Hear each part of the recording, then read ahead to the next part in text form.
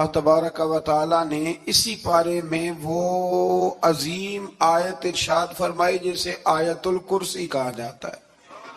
آیت الکرسی میں اللہ تعالیٰ کی عظمتوں کا بیان ہے، شانوں کا بیان ہے، بلندیوں کا بیان ہے، اور اس کے کمال اختیار اور کمالات کا بیان ہے۔ اور یہ وہ خوبصورت آیت کریمہ ہے آیت الکرسی۔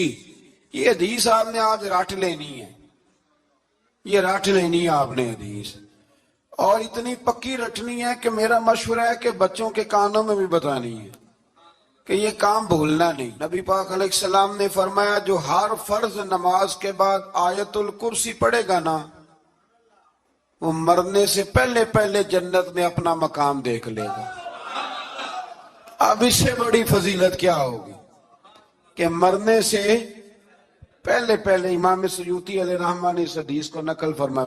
اللہ کریم نے نا آیت الکرسی کے فوراً بعد ارشاد فرمایا لا اکراہ فی الدین، اس دین میں سختی کوئی نہیں۔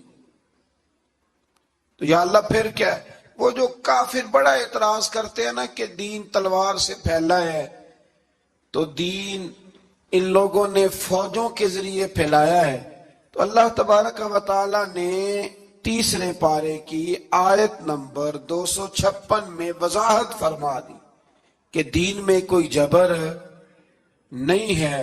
ہاں ہم نے صورتحال واضح کر دی ہے، حق بیان کر دیا ہے۔ اب جو بندہ انکار کرے گا اس حق کا وہ شیطان کے ساتھ ہے، اور جو ایمان لے آئے گا تو پھر اس نے ایک مضبوط چیز کو پکڑ لیا ہے، اور اس مضبوط چیز کو پکڑا ہے جس نے کبھی کھلنا نہیں ہے۔ فرمایا دین میں کوئی جبر نہیں، سختی نہیں، لیکن نا دل اللہ کے کنٹرول میں ہے نا سارے، تو اللہ اگر چاہے تو سارے کافروں سے کلمہ پڑھوا دے، لیکن رب فرماتا ہے میں تمہیں حق بتاؤں گا، مان لو گے تو جنت ہے، نہ مانو گے تو جہنم ہے۔ اس لیے جبر والی بات کوئی نہیں۔ آگے اللہ تعالیٰ نے نا اسی پارے میں ارشاد فرمایا کہ اے محبوب علم تر الی الذی حاج ابراہیم فی ربہ، یہ بھی ایک انوکھی فطرت ہے انسان کی جس کو اللہ تعالیٰ نے اس پارے میں بیان فرمایا۔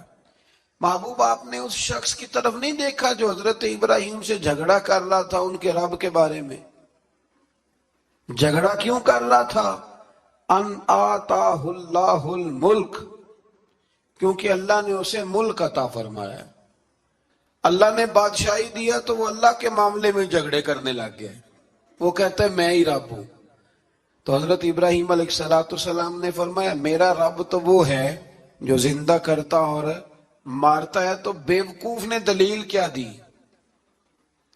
نمرود کہنے لگا میں رب ہوں، تو فرمایا میرا رب وہ ہے جو زندہ کرتا اور مارتا ہے، تو کہتا ہے میں بھی زندہ کرتا ہوں مارتا ہوں۔ دلیل کیا ہے؟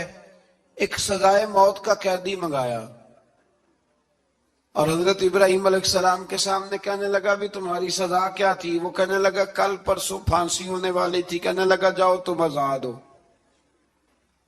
کہنے لگا دیکھ لو میں نے زندگی دے دی نا، حالانکہ یہ پرسوں مر جاتا۔ اور ایک بے گناہ کو پکڑا، تلوار ماری اور قتل کر دیا۔ کہنے لگا دیکھو میں بھی تو زندگی اور موت دیتا ہوں۔ اب حضرت ابراہیم اس کی اس دلیل پر اعتراض کر سکتے تھے، آپ نے خاص غور کرنا ہے بات پہ۔ اعتراض کر سکتے کہ تو پاگل ہے، زندگی تو یہ ہے نا کہ جس کو تلوار سے مارا ہے اسے اٹھا کے دکھا، یہ اعتراض ہو سکتا تھا۔ لیکن جب کوئی بیوقوف جیسی دلیل دینا، تو علم مناظرہ کا اصول یہ ہے کہ پھر اسے اس کی زبان میں جواب دیا جاتا ہے، پھر اسے پھر اس کو یہ نہیں آپ کہیں گے کہ یہ تو نے کیا کیا۔ اب جس طرح کا منہ ہوگا تھپڑ بھی، یہ بزرگوں کی مثالیں ہیں نا، تو اس نے کہا جی دیکھو میں نے بھی بندہ ایک زندہ کر دیا ایک مار دیا ہے۔ اب یہ اس کی بیوقوفوں جیسی دلیل تھی، لیکن چونکہ بندہ ہی بیوقوف تھا تو اس کی اس کو سمجھ نہیں آنی تھی، تو حضرت ابراہیم نے دلیل بدل لی اور آپ فرمانے لگے چلو پھر اگر یہی بات ہے تو میرا رب وہ ہے جو سورج کو مشرق سے نکالتا ہے اور مغرب میں غروب کرتا ہے۔ تو اگر رب ہے نا تو اس طرح کر فاتی بہا من المغرب، تو اسے مغرب سے نکال. چل یہ تو نے زندہ مردہ کر کے دکھا دیا نا، تو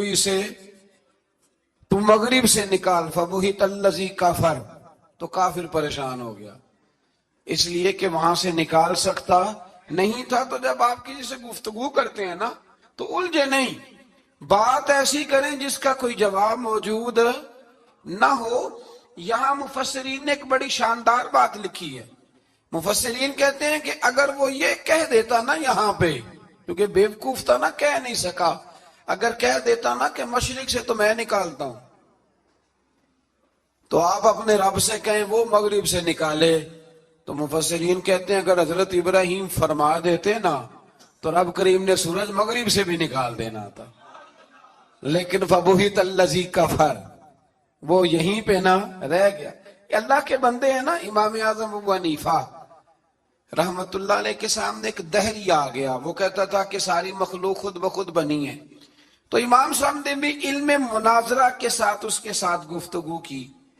وہ کہنے لگا جی خود بن گیا سارا کچھ. تو امام صاحب کہنے لگے چل چھوڑ، کل بات کریں گے تیرے ساتھ. وہ کل دوبارہ آیا تو امام اعظم دریا کے کنارے کھڑے تھے. کہنے لگا امام صاحب بڑے پریشان کھڑے ہو. تو آپ فرمانے لگے پریشان اس لیے ہوں کہ میں نے عجیب ہی نظارہ دیکھا ہے. ابھی ابھی ایک درخت خود بخود کٹا ہے اور خود بخود اس کے تختے بن گئے، خود بخود رندا چلا ہے، خود بخود کشتی بن گئی ہے، خود بخود دریا میں اتری ہے، اور خود بخود کچھ بندوں کو ادھر لے کے آنے لگ گئی ہے، کچھ کو یہاں سے ادھر لے کے جانے لگ گئی ہے، سارا کچھ خود. وہ کہنے لگا حضور سیانے بیانے بندے ہیں، کبھی کشتی بھی خود بخود بنی ہے، کبھی بندے خود بخود ادھر سے ادھر بھی گئے ہیں. آپ فرمانے لگے کشتی خود بخود نہیں بن سکتی تو اتنی بڑی کائنات خود بخود کیسے بن گئی؟ اور اگر بندے ادھر سے ادھر خود بخود نہیں آ سکتے تو بتا یہ سورج اور چاند خود بخود ادھر سے ادھر کیسے روز چلے جاتے ہیں؟ تھوڑی دیر چپ رہا، پھر آ کے امام اعظم کے ہاتھ چومے اور کہنے لگا آپ نے تو کمال کر دیا، میرا ذہن صاف ہو گیا، مجھے کلمہ پڑھائے، میں بھی مدینے والے محبوب کا غلام بن جاتا. تو پکی دلیلوں کے ساتھ گفتگو کرتا ہے قرآن پاک، پکی دلیلیں. یہ آیت سبق یہ دیتی ہے کہ آپ کسی سے بات کریں تو اب چونکہ سپارہ لمبا ہے بات رہ نہ جائے، پر یہ مضمون اتنا شاندار ہے کہ میرا یہاں رکنے کو دل کرتا ہے. وہ ہمارا نظریہ یہ ہے کہ امام کے پیچھے سورۃ فاتحہ نہیں پڑھنی، اگرچہ جو پڑھتے ہیں اس پر کوئی سخت فتویٰ نہیں ہم دیتے، بعض آئمہ پڑھتے ہیں، لیکن سمجھانے کے لیے. امام اعظم ابو حنیفہ رحمت اللہ علیہ کی رائے ہے کہ امام کے پیچھے سورۃ فاتحہ نہیں پڑھنی. ہمارے پاس دلیل ہے، قرآن کہتا ہے جب قرآن پڑھا جائے تو خاموشی سے سنو، اور حضور کا فرمان موجود ہے مصنف ابن ابی شیبہ میں کہ امام کی قرات ہی مقتدی کی قرات ہے. بزرگ کہتے ہیں کہ دلیل اس طرح کی دو کہ سامنے والے کے ذہن تک بات پوری اتر جائے، آپ اسے سمجھا پائیں. امام صاحب نے جب یہ بات ارشاد فرمائی تو کچھ لوگ آپ سے مناظرہ کرنے آ گئے. 15-20 لوگ تھے.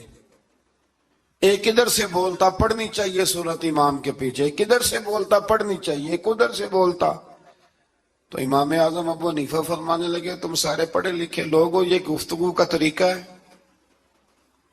اس طرح بات کرتے ہیں کسی کے سامنے؟ میں اکیلا ہوں اور تم 15 لوگ ہو، کوئی ادھر سے بولتا ہے کوئی ادھر سے بولتا ہے، طریقہ کرو کوئی بات کا. وہ چپ کر گئے، کہنے لگے ویسے ٹھیک تو ہے، ہم تو غیر مہذب ہو گئے. تو امام صاحب کہنے لگے ایک بندے کو منتخب کرو وہ میرے سامنے آئے. انہوں نے ایک بندہ منتخب کر لیا. وہ کہنے لگا جناب یہ ہمارا نمائندہ ہے، یہ اگر جیت گیا تو ہم سارے جیت گئے، یہ اگر ہار گیا تو ہم سارے.